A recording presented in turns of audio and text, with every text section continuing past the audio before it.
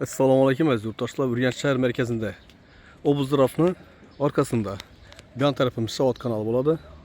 Arka tarafımız o buzdıraf. Medinüstam dımyakı yerde 2 kavatlı doğumumuzda.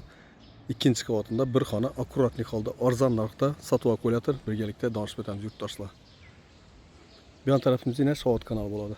Seçen bilen danışaveremiz. Yurttaşlar ikinci kavata geldik. Aytib ötkenli ikinci kavatta eshiklarimiz toza qo'yilgan ekan, utepленный demir eshik.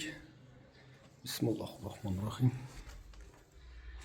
Tak, girever koridorumuz bo'ladi. Oyoq kiyimiz 100% pol, kraska qilingan, ustidan gilamlar döşenib turibdi. Bu yerda o'tiradigan mesta qilib qo'yibdilar. Mini dalancha, bu yoqda kuxnya, balkonni kuxnya etib qo'yibdilar ekan.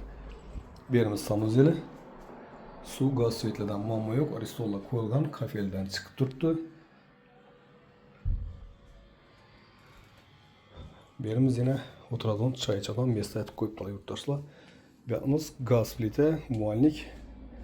Bu yoqimiz yo'lni usti. Bahası 220 milyon so'm yurtdoshlar. O'yini remontdan chiqqan. Olib to'g'ri ijaraga qo'yib bersangizlar ham bo'laveradi. Klient bor. Keti boyning televizorlari qo'yilgan. Yan tarafımızda yine şkafan bor. Yurtdoshlar gilamda döşelingan 100% pol oyoq kiyimiz. Bir xona.